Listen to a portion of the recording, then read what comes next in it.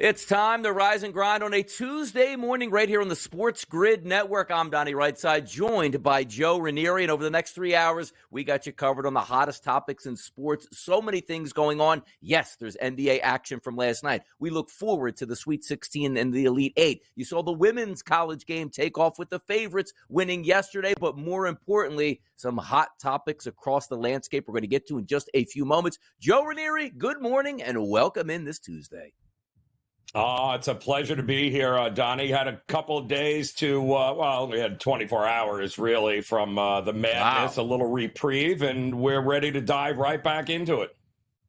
Let's dive right back into it. The thing that we love about the SportsGrid Network is we bring you all angles here, which means we love to cover handicapping. We are handicappers, but we love to watch Major League Baseball as well. And could Shohei Ohtani be participating, Joe Ranieri, in both? Take a look at this. Ohtani says he is shocked. He has never heard anything like this. He only wanted to bail out a friend, but then he didn't want to bail out a friend. The story has changed 3 different times, but he spoke to reporters yesterday, but didn't answer any questions back. Shohei Ohtani in the limelight for all the wrong reasons here, Joe. Yeah, no, he is. But really, Ohtani, we don't care. We just want to know who you got in the Sweet 16. That's really the only question that we have for you. Everything else is immaterial. It's okay. There's a code of honor among handicappers here. We got you, Ohtani. Don't worry about it. We got you. Amazing stuff here, because I always like this as well. It's like, okay, he's going to speak but not answer any questions. If you truly didn't do anything wrong, you would want to, as a player, to sit up there and field questions. When did you know about this? Like, as soon as my lawyers called me, did you know this was going on? Absolutely not. I can't believe my best friend betrayed me. But the fact that we had multiple sources and multiple interviews that actually got kiboshed here. In the meantime, Joe, it's very interesting the way this has worked out as we welcome in the radio audience. You're watching and listening live to the early lines. Donnie Rightside, it's Joe Ranieri, Sirius XM channel 159. And all our radio affiliates are now in the fold. But are you with me on this, Joe? Like, could he just come out and have just, hey, look, I'm going to have my interpreter with me. I'm going to answer questions. I didn't do anything wrong. I have nothing to hide. But you always have that script. It reminds me of Sammy Sosa back in the day going in front of Congress. Like, look, I speak the English language, but just not today. Yeah, let's rewind here. Are we all 100% sure that Ohtani, who, from Japan, who absolutely knows English, was taught English growing up, but still needs an interpreter in the United States? Are we all, he didn't just get here. He's been here for what, 7 years, 7 years? Can't speak a lick of English, needs an interpreter, please. And how good a friend is that, Donnie, you think, his interpreter? I mean, must be a really good friend. And by the way, where do we get this job? $300,000 a year just to be an interpreter for your best friend, and you end up blowing that or apparently being the fall guy. We'll find out much, much more as we go. But this is only the first onion that we're going to peel here in this story. We'll see what happens later down the line. You ready for more gambling information? Well, you get it on the SportsGrid Network, no doubt about it. But how about Jonte Porter? He has been not suspended, but stepping away, I guess, from the team due to legalities because they're feeling like he might be involved in a betting scandal by betting unders on himself, then leaving basketball games early. Something might be cooking here, Joe. It's Darwinism at its best, right? Survival of the fittest. Dude, you're an idiot. I don't know what else to say. Your prop was 7.5. And when the books come out and be like, well, that was the most profitable, the public, we lost more money on a 7.5 prop on a guy that nobody's ever heard of. And you didn't think that was going to raise any red flags. Like, dude, please go away. This is what we talk about with betting irregularities and why we love legalized sports gambling, because it catches stuff like this where, hey, nobody's betting this. Yeah, Jonte Porter hasn't been bet all season long. All of a sudden, he's the hot play of the night out of nowhere. Yes, that's going to raise red flags here, and the NBA will probably get to the bottom of this. Doesn't look good right now because anytime you have to step away from the team, it usually means like, get your facts in a row because we're going to be asking you questions on this investigation. Maybe another investigation should be opened up here on the Boston Celtics, dropping a 30-point lead to the Atlanta Hawks in a loss, 120-118. How about those Hawks at home in a comeback, and a team that never likes to covered in a big way and won outright yesterday in Atlanta? One of our producers here on the network, Pat Foster, having a coronary last night on In-Game Live as that was actually unfolding in real time. Celtic fans, very much of them scratching their head trying to figure out how do you drop 74 in the first half, have a more than a 20-point lead, and then lose the game. That was exactly what happened in the second half. Unbelievable. Oh, by the way, they get to play the Hawks tomorrow. Again. By the way, nobody wants to play the Houston Rockets. Can you believe that statement here? The hottest team in the NBA wipes out the Portland Trailblazers as the Rockets try to make a playoff run here. How improbable is that? A blowout victory from the Rockets last night. Yeah, no, impressive. I mean, they're playing, Ndoke has got these guys playing with their hair on fire. They gave up a lot early on, but it looks like they're hitting their stride right at the right time here, man. They sneak into the playoffs. You got to be in it to win it. So it looks like they have finally figured it out in Houston. I wish I had a panic button because I'd hit it right now. The San Antonio Spurs 104, the Phoenix Suns 102. Wemby doesn't even play, and the Suns can't come away with a double-digit favorite and a victory here. I don't know what to think of the Suns here, but you know what? I don't think I'm betting them come playoff time. Oh, I know what to think of them. And anybody that thought laying 14 was a great idea last night, you should definitely look into doing something else. This is the most inconsistent, unreliable team that there is with three megastars. That was embarrassing last night, Donnie. Embarrassing. I can't believe that because I'm one of those guys that's waiting over the final, 10 to 12 games of the season for them to rise up and play good basketball so you're comfortable betting them in the playoffs. But you can't just play this type of basketball. Hey, you know what? Playoffs are here, Joe. Time to hit the gas pedal. That's not the case. You know who is hitting the gas pedal in Madison Square Garden last night? Donnie DiVincenzo loves this lineup for the Knicks because he gets to shoot anytime he wants, which included last night 14 of 23 from the field, which included 11 of 20 from three-point range and 40 points in a blowout 25-point victory for the Knicks over the Pistons last night. Write this down. There is no team that has checked out on the season more than the Detroit Pistons right now. And look at that line, Donnie. It closed at minus 17 with a total of 212. Minus 17, and it covered. Blowout for the Knicks here as they wait for the other superstars in that lineup to get back in. But Donnie DiVincenzo having the absolute time of his life. Talking about making runs here in the Final Four with big victories. The Iowa Hawkeyes got a double-digit victory last night, and it was a close one against the West Virginia Mountaineers. Caitlin Clark scored 32 of Iowa's 64 points as they move on to the Sweet 16. Fun note, her in-game prop was, I believe, pre-flop was 33.5 total points there, Donnie. Not only did they almost lose, but she didn't cover the prop. But they do survive in advance, and that's really all it's about come Sweet 16 time, isn't it?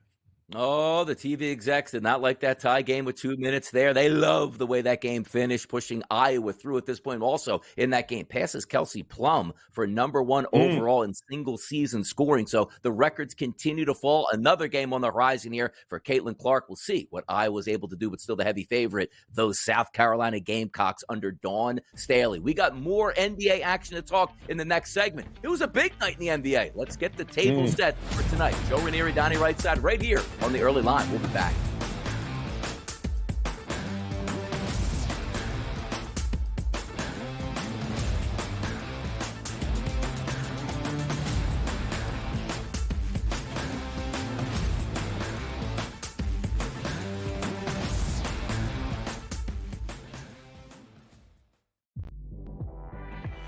Look where he is. He's not in the low block. Hey, he's on the wing. Yeah, but he's back. He pounds in. He's throwing elbows, too. That's a man move. That's a grown man move, but he's throwing elbows. The steal. The foul. No call. No call. Look The who it Silver was. Fox missed another one. The humanity. In the corner, Caleb Love, the arms are up. Come on, I haven't had a touch in a minute. 25. Betting above the rim. Only on SportsGrid. Betting in-game, there's a big difference, right? Like the computer changes the number so often. Like, I tried to get this in right now, but in reality, as I saw plus 165 in the arena, they're hitting the shot. And I'm getting this like a couple of seconds late. And even the sports book, like, technology can only travel so fast. Sports Rage Late Night. Only on SportsGrid.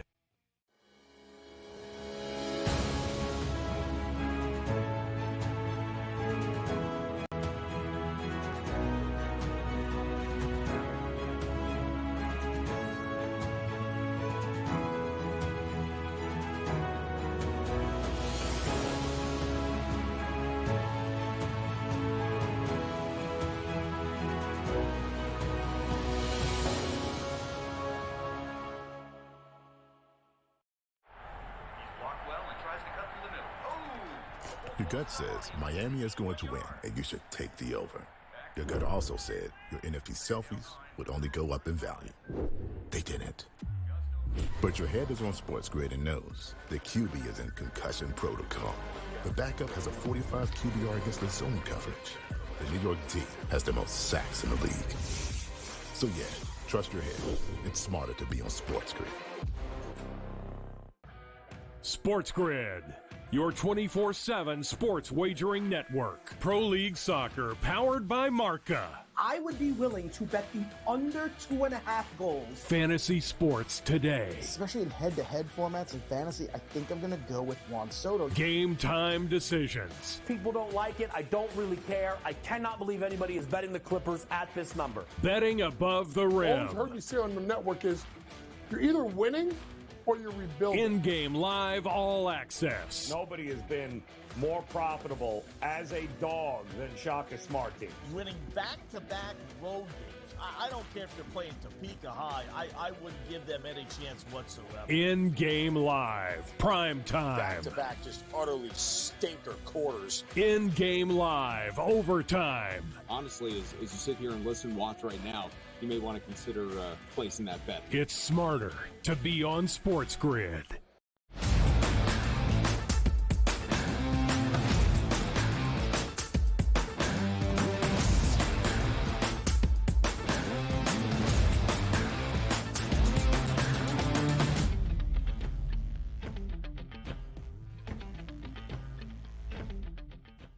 Hour number one in full effect right here on the early line. We're going to hit the hoops card here, but not yet. The Sweet 16 and the Elite 8 that we're looking forward to this weekend. We'll hold off on the women's tournament here as well. Let's get to the NBA, Joe Ranieri, and what happened last night, because there's a lot of interesting things. And most of us, and rightfully so, we're focused on the men's tournament. We enjoyed last weekend. We're looking forward to next weekend. But a lot of things were going down in the NBA, which if you didn't know, the hottest team in the NBA, it's not the Lakers, it's not the Nuggets, it's not the Boston Celtics, it's the Houston Rockets on a collision course, which I know the NBA doesn't like, to take out the Golden State Warriors for the in-play last spot here. That is tremendous. 110-92 last night. We broke the game down yesterday on the early line, Joe, both myself and Ben, and I said to myself, this is a wild line. Like, Houston is favored by double digits. I'm just going to read this line with a team that doesn't want to win any basketball games in the Portland Trailblazers against a team that actually believes they can make the playoffs and are in striking distance of the Warriors.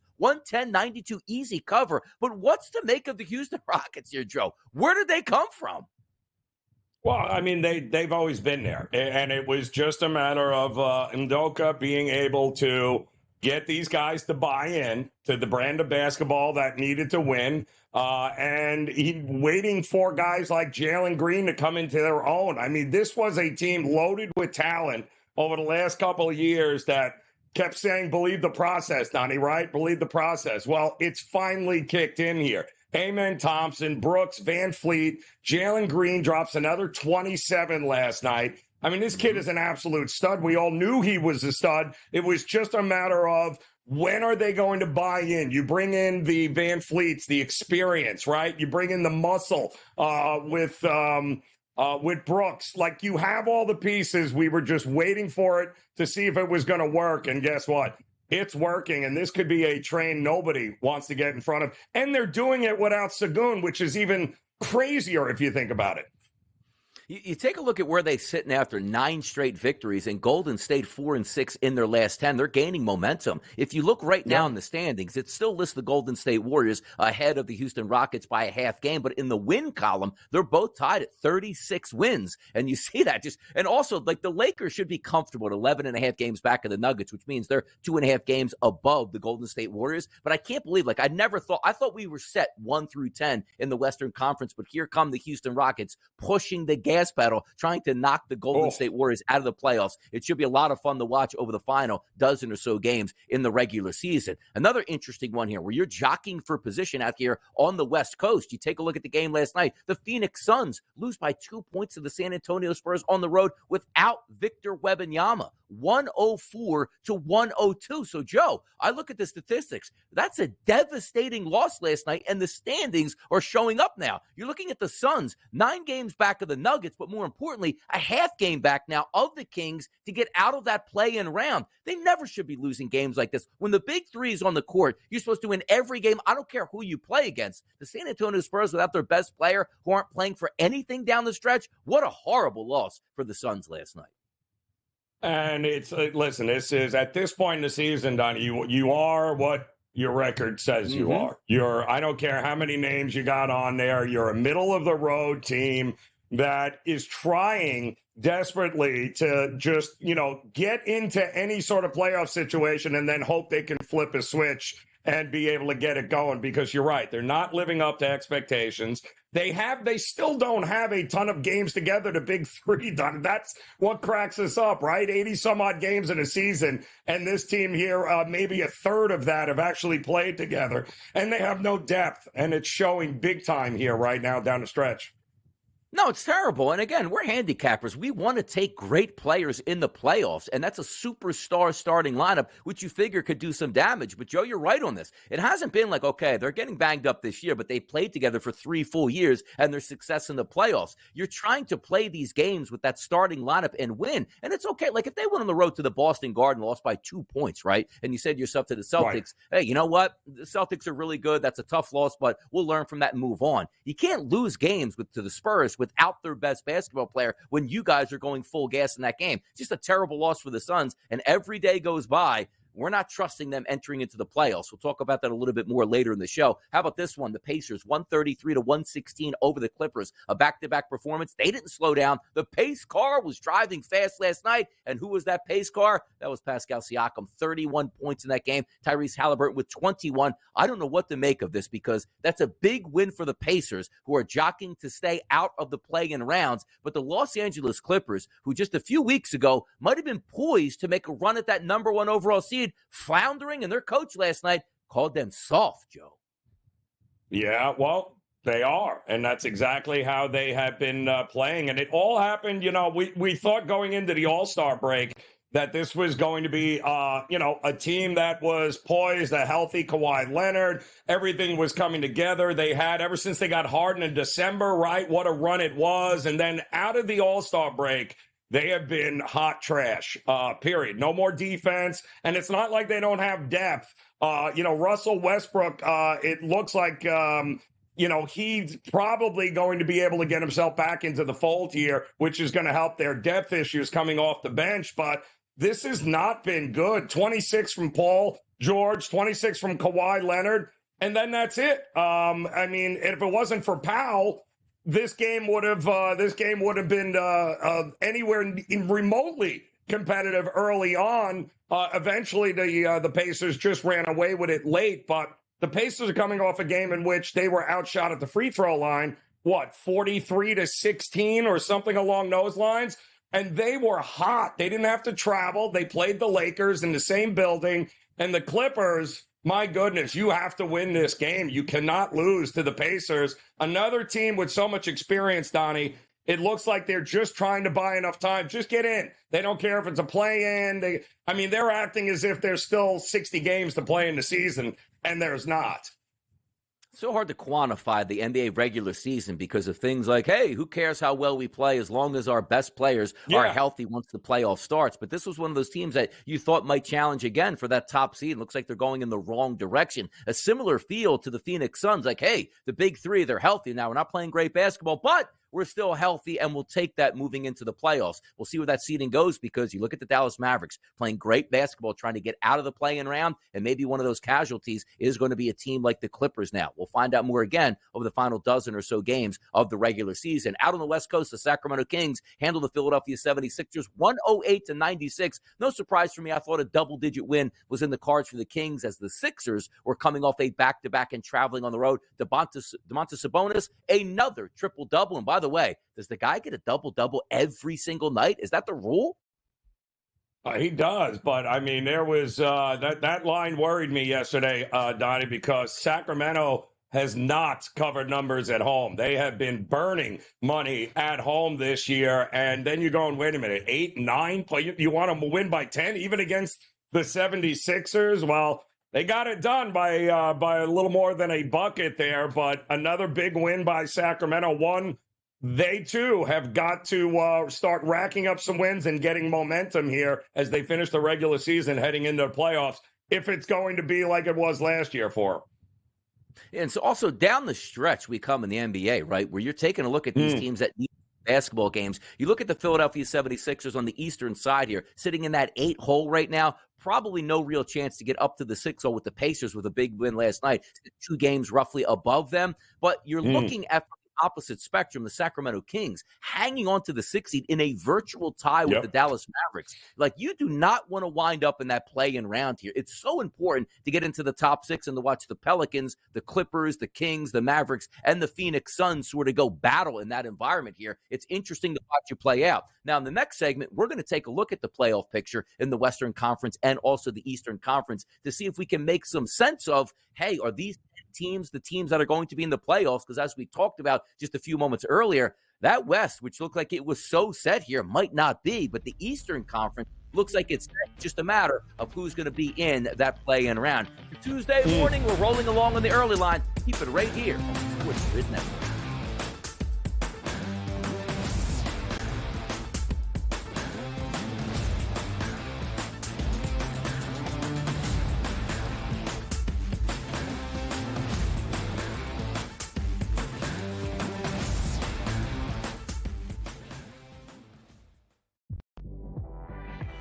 Look where he is. He's not in the low block. Hey, he's on the wing. Yeah, but he's back. He pounds in. He's throwing elbows, too. That's a man move. That's a grown man move, but he's throwing elbows. The steal. The foul.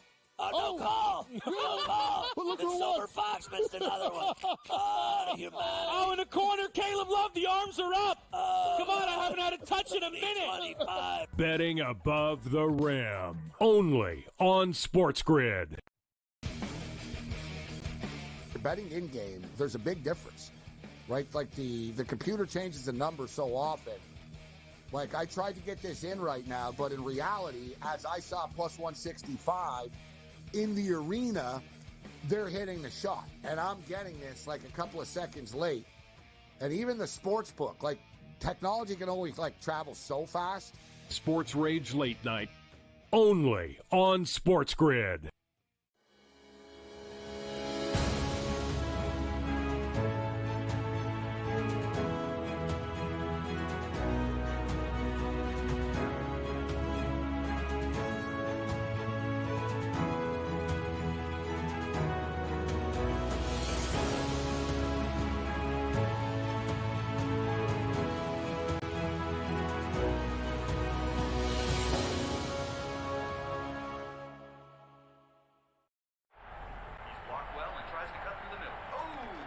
Your gut says Miami is going to win, and you should take the over.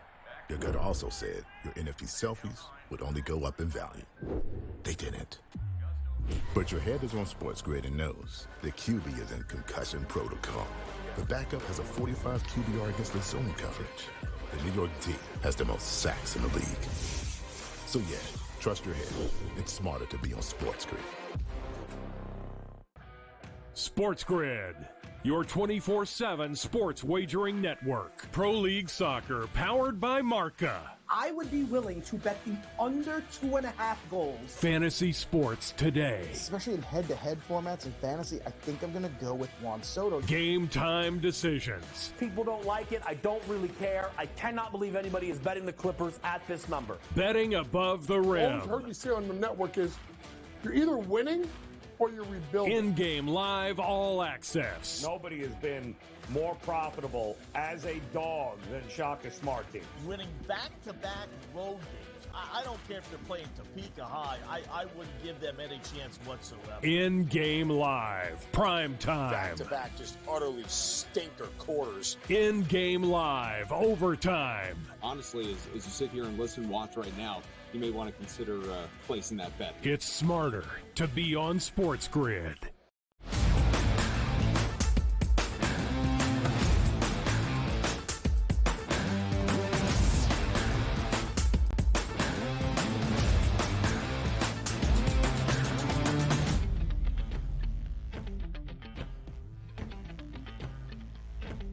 Right back in it here on the early line. Hoops is hot, and it is the hot topic, specifically the NBA. Roughly 15 games left in the regular season, jockeying for position. So many things have changed here, Joe Ranieri, but the one thing that seems to stay the same, the Denver Nuggets are really good. They're like the quiet assassin out here, which all year long, what were we talking about, Joe? Oklahoma City Thunder, can they win the West?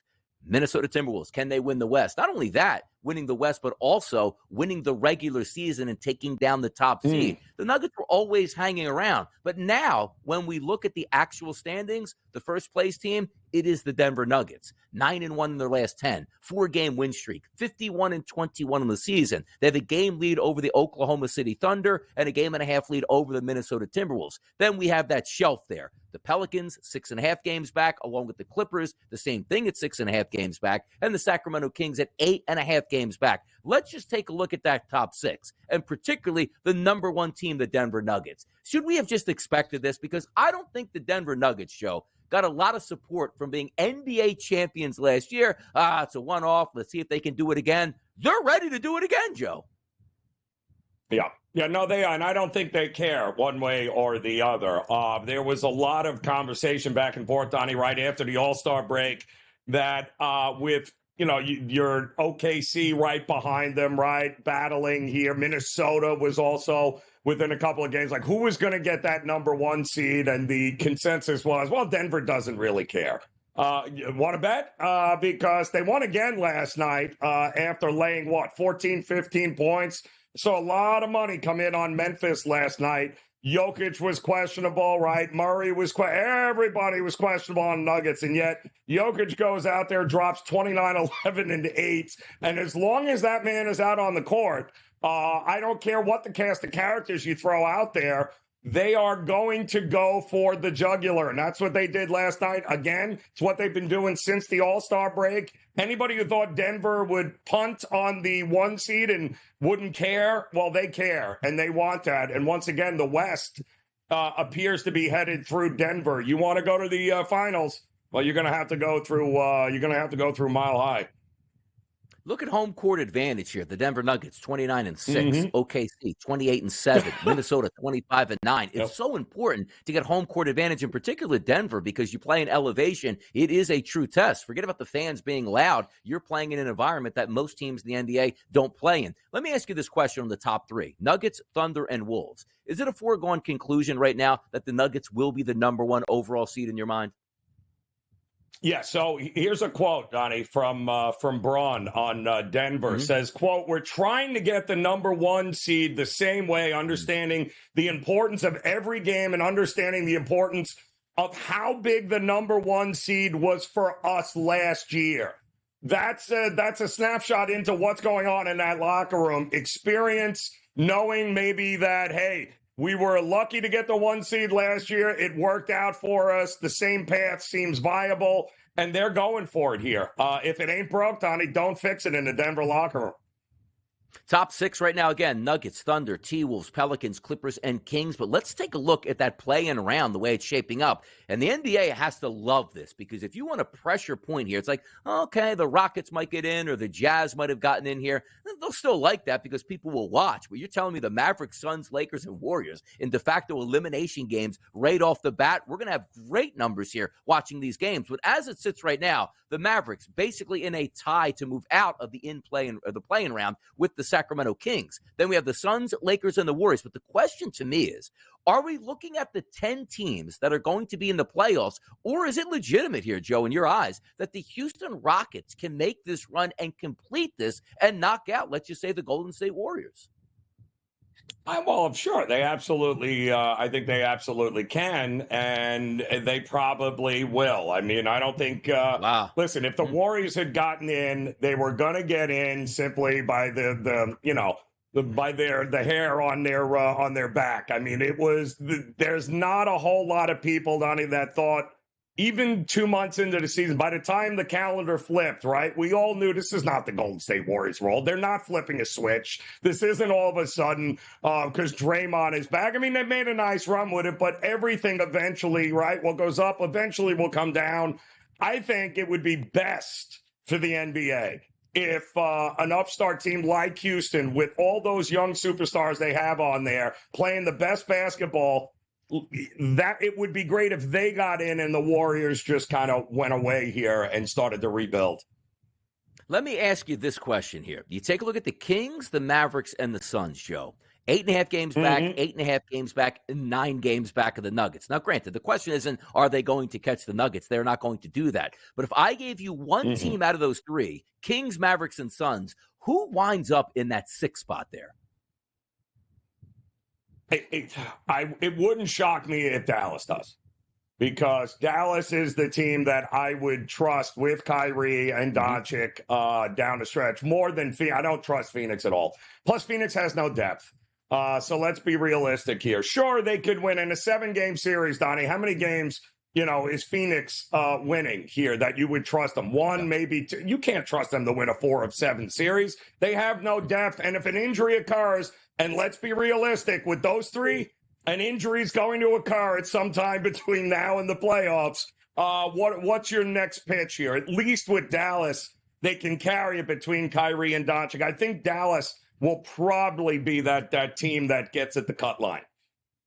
Let's move it over to the Eastern Conference here. 1 through 10 looks like we have the makeup of those 10 teams that are going to get in. Why? The Hawks are 5.5 games better than the Brooklyn Nets, who basically aren't going anywhere at this point. So let's focus on the top of the standings. And it's a runaway right now. It's the Boston Celtics, the best team, or should I say the best record in the NBA. 57-15, a 10.5 game lead over the second place Milwaukee Bucks, who hold a 2.5 game lead over the Cleveland Cavaliers. So let's start at the top.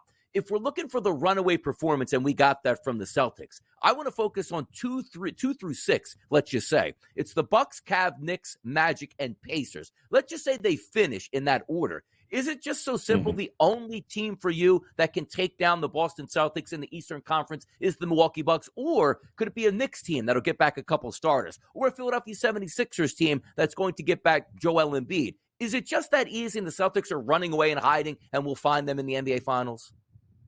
It's theirs to lose, Donnie. We've said it how long now? We've been saying it here over the last couple of months. It's not so much of another team going to get them. It's a matter of, will the Celtics beat themselves at some point here and allow that to happen? Because there's levels to this. At this point in the season, Donnie, to be 10 games better than everybody else is just it's crazy. It's absolutely crazy this year. And again, they'll get in, and last couple of years has been a problem, right? They've gotten there in the East, they get to the final, and then it's either they can't get past a team like Miami, who just wills their way past them. This, to me, is the defining moment of this Celtics franchise for this group, right? Tatum, Brown, you've filled all the gaps. You got a roster that you set up purposely to make sure you take it to the next level and bring home the championship. To me, this is championship or bust with the Celtics at this point. You're getting close to the Buffalo Bill, Jim Kelly era here if you don't get it done again this year, because you're running out of time, like it or not. Let me ask you a question, Joe, about the Boston Celtics heading down the stretch, because it's always as if you want to be playing competitive basketball down the stretch. And I'm not saying they're going to not put up wins and don't care about games. They drop a 30-point lead yesterday and lost that. Okay, it's no big deal. They still have a 10.5 game lead here in the standings. But coming down the stretch, teams like the Celtics, the Bucks, the Cavs, and the Knicks, there's not a lot to play for, because I guess you're jockeying for position, but we know the Celtics already have that number 1 overall seed. Are we going to get a different brand of basketball in the Eastern Conference play? It's like, oh, this is the real team on the court now, because over the final 15 games, there's not much to play for here. Is that a benefit to the Celtics, or maybe that's something you can use against them heading into the playoffs? No, I think the Celtics know very well the kind and the brand of basketball they want to be playing this time of year heading into the playoffs, right? Because they've been through it. Now, this is where experience matters, right? I think what you have seen to this point is a team that doesn't want to give away anything, wants to keep that level of intensity, right? Wants to keep it going, wants to stay healthy, obviously. But if I were a betting man, I would imagine this game against Atlanta again tomorrow night. I don't know what the line is, but I would look at the alternate lines and the pricing there, because I guarantee you This is not going to sit well with this Celtics team, and they are going to have fire. Wait till you see the brand of basketball you get tomorrow night when they just blew a 30-point lead against the same team. I think that'll tell you everything you need to know about the Celtics.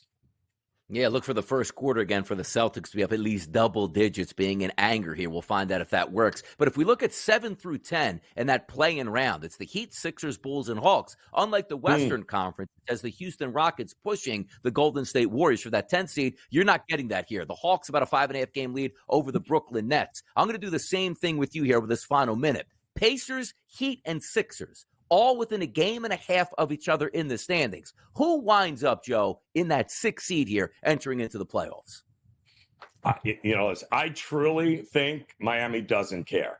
I mean, I'm so sick of trying to stick a fork in Miami and be like, oh, no, they don't. They truly don't care whether or not it's the 6th seed, the 8th seed. Doesn't matter to them. As long as they are healthy, they're good to go. So I think it means more to Indiana right now than it does to anybody else. I would imagine Indiana, like you saw last night, going to play with some fire here down the stretch. By the way, shout out to Magic here, firmly entrenched in that 5 spot here, not even in the play-in round. Young basketball team playing well here. Let's move it over to the NCAA court because we're going to talk regional brackets when we come back.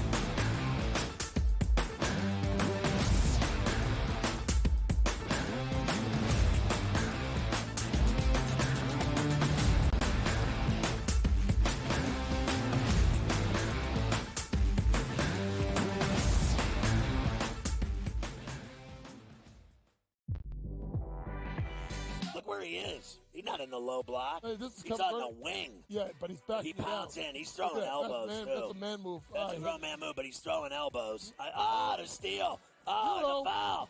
No call. No call. The Silver Fox missed another one.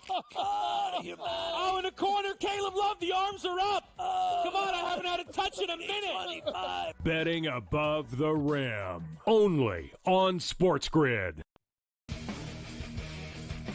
Betting in game, there's a big difference, right? Like the computer changes the number so often. Like I tried to get this in right now, but in reality, as I saw plus 165 in the arena, they're hitting the shot, and I'm getting this like a couple of seconds late. And even the sports book, like technology can only travel so fast. Sports Rage Late Night, only on SportsGrid.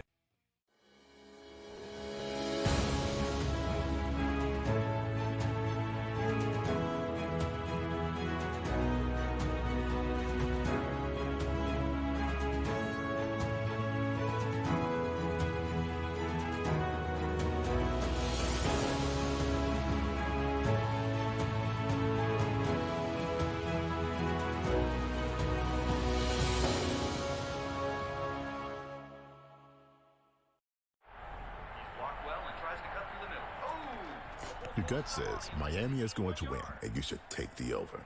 Your gut also said your NFT selfies would only go up in value. They didn't. But your head is on SportsGrid and knows the QB is in concussion protocol. The backup has a 45 QBR against the zone coverage. The New York D has the most sacks in the league. So yeah, trust your head. It's smarter to be on SportsGrid. SportsGrid, your 24/7 sports wagering network. Pro League Soccer, powered by Marca. I would be willing to bet the under 2.5 goals. Fantasy sports today. Especially in head-to-head formats and fantasy, I think I'm going to go with Juan Soto. Game time decisions. People don't like it. I don't really care. I cannot believe anybody is betting the Clippers at this number. Betting above the rim. All I've heard you say on the network is you're either winning or you're rebuilding. In-game live, all access. Nobody has been more profitable as a dog than Shaka Smart Team. Winning back-to-back road games. I don't care if they're playing Topeka High. I wouldn't give them any chance whatsoever. In-game live, prime time. Back-to-back, just utterly stinker quarters. In-game live, overtime. Honestly, as you sit here and listen, watch right now, you may want to consider placing that bet. It's smarter to be on SportsGrid.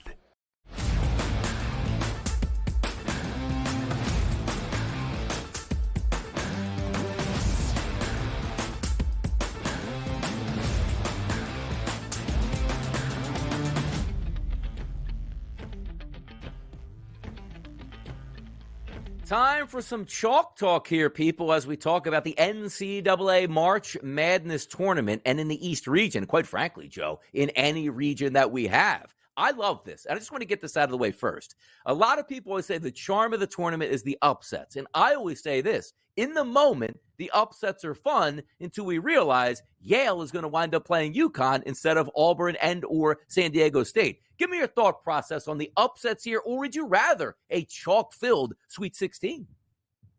No, there's no question. I mean, listen, last year we had such a unique season and tournament where for the first time, Donnie, I think we didn't have any number one seeds when it came down to it, right? In the Final Four and in the championship. And listen, while that was nice, that's an anomaly. That never happens. Why? Because the tournament is set up where the cream rises to the top. And eventually, what we didn't get this year is any big round of 32 major upsets, right? I mean, Oakland was a 14 seed that North Carolina State beat in overtime. So an 11 seed. So, and even they're not really an 11 seed, North Carolina State. I mean, kudos to them. Outside of Clemson, the cream is rising to the top here, and I think it's better basketball, more competitive games. I mean, look at the odds this week here in the Sweet 16. These are much more realistic than what we were getting early on here in the first couple of days. And then everyone thought because of last year, we're going to get all of these crazy upsets through the round of 32. And guess what? Yeah, no, there is a line in the sand between mediocre basketball and some of these elite teams, and we're starting to see it now. Yeah, you take a look at UConn, right, choosing to be as the number one overall seed in that Eastern bracket. So basically, I like to say they're home for the holidays until the Final Four. And they played extremely well here. 91-52 win over Stetson very easily. UConn then moves on and takes on Northwestern, pounds them 75-58, which that score is much closer than the game actually was. That was really a blowout. Now they're going to take on San Diego State. So in the Eastern region, Joe, we have a 1, 2, 3, and a 5. San Diego State pounded Yale to go up against UConn. But if we're just looking at the odds here to win this region, it's still a heavy favorite for UConn. You take a look at UConn at a minus 230 price, the Cyclones plus 420, the Fighting Illini is 6-1, and San Diego State at a 12-1 price. So let's just start at the top here. In my bracket, I didn't pick UConn to win at all. I picked Houston. Most of my futures are based on UConn getting knocked out because I couldn't bet UConn at that price point, even if I thought they were the best overall team in the tournament. Is UConn, after these two games, the same as what you'd imagine, the better, or good luck playing UConn? What's your thoughts on them so far in the tournament? Very much like we just had this conversation about the Boston Celtics. It's theirs to lose. Yes, period. There is just, they are a cut above, and I have said throughout the season, and we've had conversations, Donnie, about how, is it me or does this all seem to be like we've gotten a whole lot of parity and mediocre basketball, with a lot of conferences and a lot of teams, right? And we always said that, usually at the end of the season, there's always that handful of teams that kind of separate themselves. And you go, they're a cut above. Well, there's only one team this year that did that, and that was UConn. And they continue to do that, and there's a reason why they're a double-digit favorite even in the Sweet 16. It's theirs to lose here, Donnie, and I don't see them shooting themselves in the foot. It would take an extraordinary effort by somebody to have to outscore them and outplay them in order to win a championship. Sometimes you need a little bit of breaks along the way. And I'm not saying UConn got any breaks here, but to me, honestly, when the brackets were first released, we looked at UConn and said, you got to be kidding me, man. They're the number one overall seed, and this is the path that they're going to have. Now, granted, San Diego State is a very good basketball team out of the Mountain West. But for me, Joe, I actually thought Auburn technically should have been the 2 seed. Now, granted, they were the 4, but I thought they were the second best team in this region. They don't have to play them because the thought process behind UConn was, look what they have to do just to get to the Final Four. Beat, Auburn, and then take on the winner of Illinois, Iowa State, which they still must do. But the path to me a little bit easier because I would have loved to have seen Auburn go up against UConn. Now, let me ask you this question about the East. If we're looking on the bottom side of that bracket, it's Illinois and Iowa State. For you, what's the better matchup for UConn? If you're UConn, who do you want to play out of those two teams? I want to play Iowa State, but I don't even think it's close. I think they want to play Iowa State simply because they've got way more firepower than Iowa State. I don't care how good their defense is. You're not playing defense against UConn. And even if you do limit them, they still have guys upon guys that can shoot better than Iowa State. Illinois is the wild card here because Illinois, much like UConn, is a team where they've got 3-4 guys here. Any one of them can erupt and blow you out of the water. Shannon, Damasceno, I mean, they've got guys with experience. They've got depth, and they've got scoring. And that's where I think at this point on, Donnie, I can't look at Alabama because Alabama doesn't have any defense. I can't look at Iowa State because Iowa State doesn't have any offense, right? But Illinois is a team that can drop 90 on you and make it hard enough, and they're athletic enough to make life miserable for you on defense. I think they're the wild card. They beat Iowa State. I think that's going to be one true test here for UConn when they get past San Diego State this weekend. UConn opened up the tournament, let's call it plus 350 at the FanDuel Sportsbook. They now sit at a plus 210 after the first 2 games here of the tournament. In your eyes, and again, value's in the eye of the beholder, is there still value on the plus 210? Because for my money, I didn't want to take the plus 350 knowing the bracket they had and also have to win 6 straight games in order to cash that ticket. If you look, they got through the first 2 rounds. There's still a tough path to go here. Would you bet that plus 210 right now on UConn, Joe? Well, I would bet it. I mean, I bet them to the Final Four because I figured up until the Final Four. It was the only at plus money before the tournament. It was one of the only things you can get still at plus money there. But I figured if they can make it to the Final Four, then depending on who else is in there, because along the way, Donnie, who are they going to be? What are the spreads against the teams they're going to play here? Well, and we've got 10.5, 11 against San Diego State. What would it be against Iowa State or Illinois? I mean, they're still going to be huge favorites. So there's not a money line rollover opportunity there with UConn until you get to the Final Four, and then you'll have to see who they're matched up against. But I still think that I would probably rather have a plus 200 ticket on UConn as opposed to watching them make the finals and go, why didn't I bet the plus 200 when I had the opportunity? So good on offense, so good on defense. Pedigree of a champion. They won last year. Head coach that's been there, done that before. They're a fun team to watch. Going to be a tough out, but still a lot more work to do. Let's flip it down to the West. And in that bracket, North Carolina, the number 1 overall seed, still available here for us. You take a look at, they're going to take on Alabama as a 4 seed, and the bottom of that bracket is Arizona as a 2 seed. And maybe a surprise to some here is Clemson. Surprise to me because I had Baylor winning that basketball game, then taking on Arizona. But if we're taking a look at the odds to win the Western region here, it's the Arizona Wildcats as the 2 seed, not the 1 seed as the favorite at a plus 110 price. North Carolina plus 180, followed by Alabama at 4-1. And then you take a look at Clemson at plus 950. For your money in this Western bracket right now with the Final Four of that bracket, who wins this region for you, Joe? Well, it's, I had North Carolina pre-tournament. I got North Carolina still. And I just love the fact that the market continues to undervalue them as a number 1 seed, which is hilarious. And it started with Michigan State. And it kind of rolls over into Alabama here. Now, granted, nobody is saying Alabama isn't an elite offense. Of course they are, right? I mean, they're a phenomenal offense. But they are one of the worst defenses. They are a team that is allowing the second most points of any tournament team in the last 25 years. They're giving up an average of 82 points per game. That's okay in the round of 64 and 32, Donnie. But when you get to the round of 16, if you give 82 points to North Carolina, you lose. And that's just the way it is here. So the fact that it's only where it's at is kind of shocking to me here because I do think ultimately the Crimson Tide have no second pitch. Unless they score 100 points, they ain't winning this game because they're not going to be able to start North Carolina. And yet we continue, even right there, Don, look at the region odds.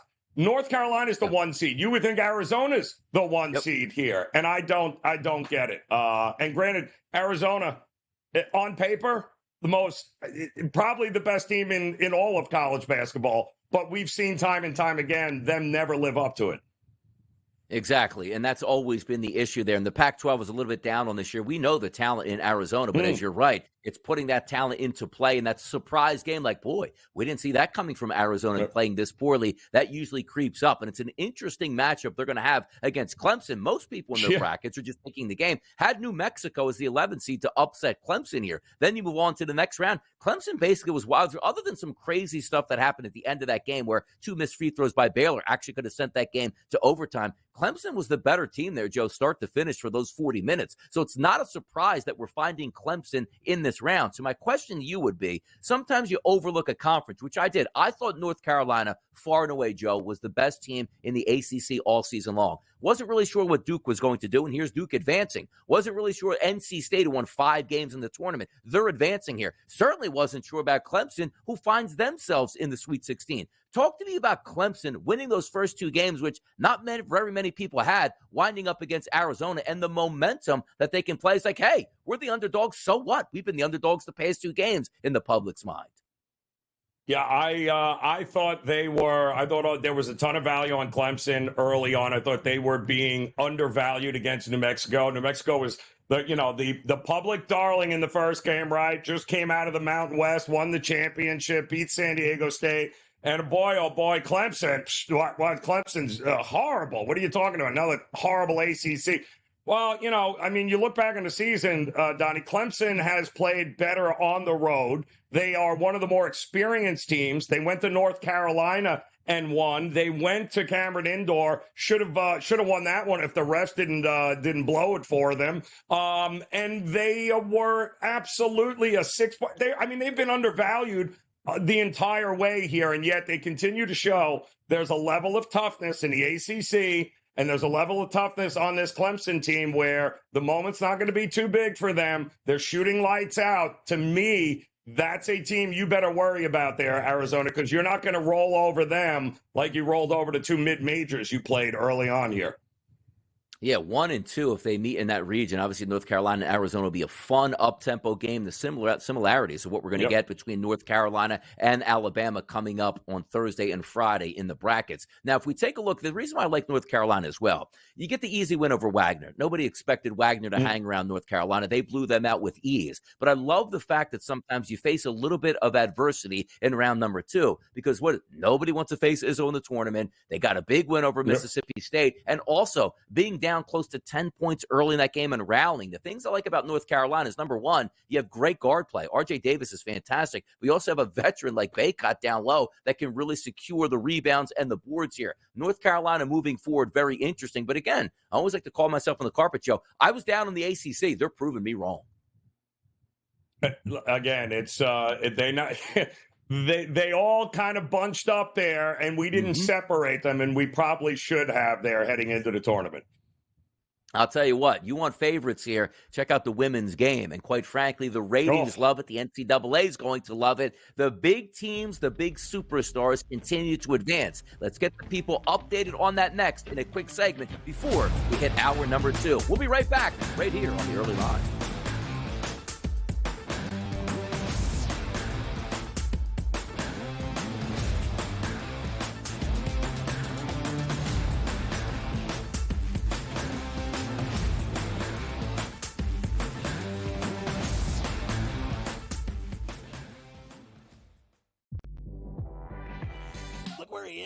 He's not in the low block. Hey, this is he's on the wing. Yeah, but he's back. He pounds in. He's throwing elbows, too. That's a man move. That's a grown man move, but he's throwing elbows. The steal. The foul.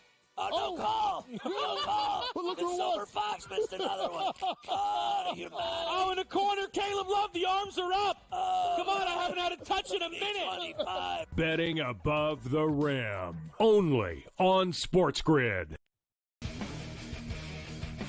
Betting in-game, there's a big difference, right? Like the computer changes the numbers so often. Like, I tried to get this in right now, but in reality, as I saw plus 165 in the arena, they're hitting the shot. And I'm getting this like a couple of seconds late.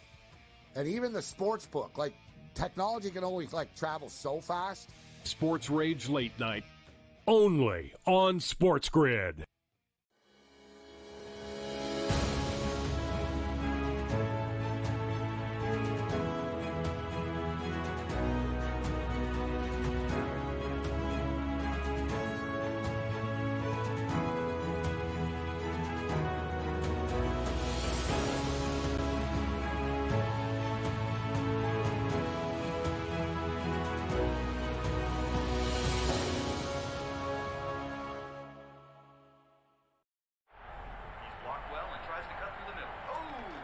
Your gut says Miami is going to win, and you should take the over.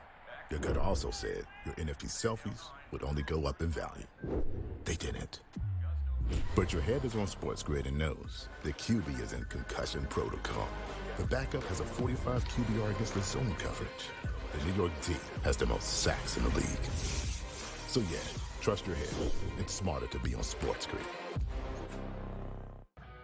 SportsGrid, your 24/7 sports wagering network. Pro League Soccer, powered by Marca. I would be willing to bet the under 2.5 goals. Fantasy sports today. Especially in head-to-head formats in fantasy, I think I'm going to go with Juan Soto. Game time decisions. People don't like it. I don't really care. I cannot believe anybody is betting the Clippers at this number. Betting above the All rim. I've heard you say on the network is you're either winning or you're rebuilding. In-game live all access. Nobody has been more profitable as a dog than Shaka Smart team. Winning back-to-back road games. I don't care if they're playing Topeka High. I wouldn't give them any chance whatsoever. In-game live, prime time. Back-to-back, just utterly stinker quarters. In-game live, overtime. Honestly, as you sit here and listen, watch right now, you may want to consider placing that bet. It's smarter to be on SportsGrid.